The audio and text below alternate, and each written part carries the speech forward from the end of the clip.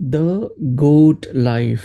O my God, what a movie, what a movie दोस्तों।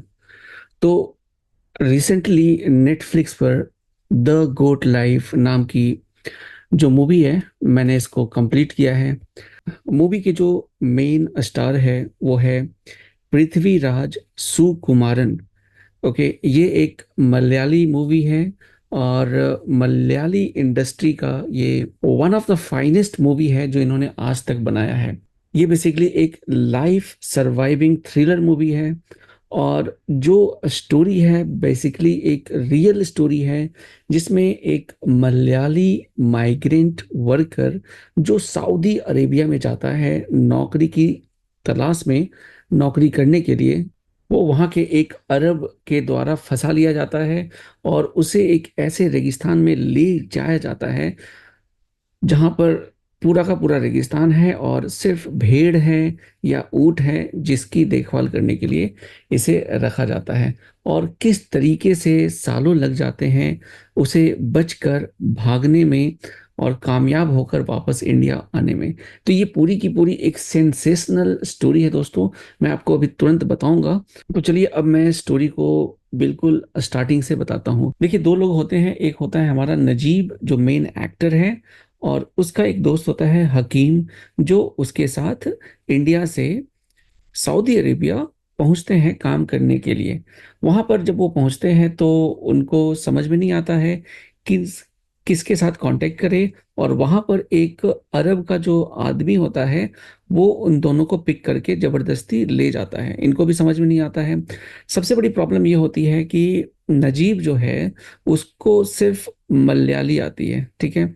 वो हिंदी भी नहीं बोल सकता, इंग्लिश भी नहीं बोल सकता, अरबी तो चलो दूर की बात है। तो सबसे बड़ी प्रॉब्लम ये हो गई लैंग्वेज। अब बिना लैंग्वेज को जाने हुए अब दोनों लोगों को, वो जो अरब का बंदा है, शेख है, वो एक रेगिस्तान में ले जाता है और दोनों को फिर अलग अलग कर देता है, ठीक है। और नजीब जहाँ पर पहुंचता है वहां उसको समझ में नहीं आ रहा होता है क्योंकि वो बोल ही नहीं पा रहा है।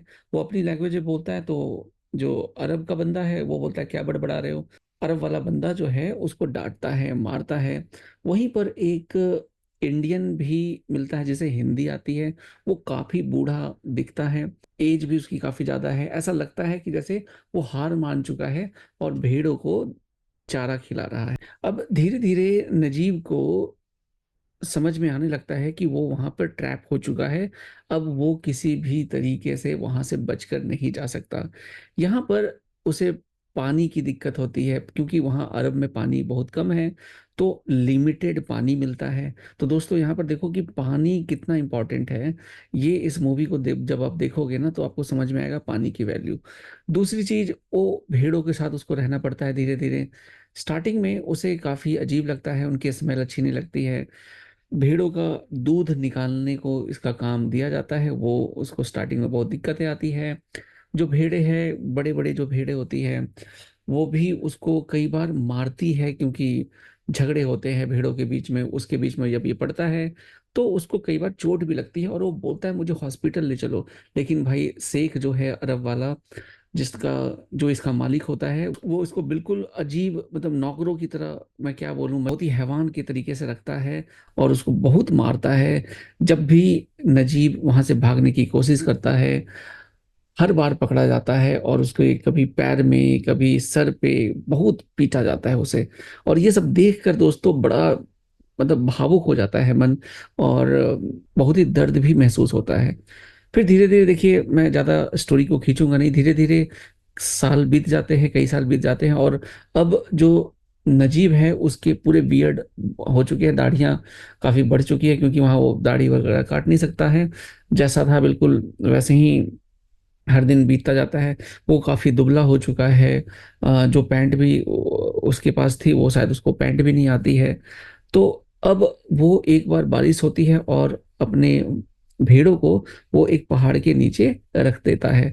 और उस पहाड़ के कॉर्नर से जब वो पीछे की तरफ जाता है तो उसको उसका पुराना दोस्त हकीम दिख जाता है, जो कई साल बाद मिलते हैं। दोनों एक दूसरे से मिलते हैं और दोनों काफी रोते हैं एक दूसरे की दशा देखकर। और सच बताऊं तो मुझे भी दोस्तों रोना आ जाता है। मैं आगे बताऊंगा कि इनकी एक्टिंग परफॉर्मेंस के बारे में भी मैं बात करूंगा। इसके बाद हकीम जो है और नजीब से मिलने लग जाता है, क्योंकि उनको पता चल जाता है कि ये एक रास्ता है जिससे एक रेगिस्तान, दोनों रेगिस्तान के बीच में, मतलब वो हकीम जो है उस तरफ काम कर रहा होता है नौकर की तरह, और नजीब इस तरफ काम कर रहा होता है। अब जब दोनों एक दूसरे से मिलते हैं कुछ समय के बाद, हकीम बताता है कि एक उसको दोस्त मिला है जिसका नाम है इब्राहिम कादरी, जो उन दोनों की मदद करेगा और उसे यहाँ से बाहर भगाकर रोड की तरफ ले जाएगा रेगिस्तान से, और वहां से फिर वो शहर में जाएंगे और वहां से फिर वापस इंडिया जाने का प्लान कर सकते हैं। तो ये आशा की किरण जाग जाती है नजीब के मन में, और वो फिर से घर में जाने के सपने देखना शुरू कर देता है।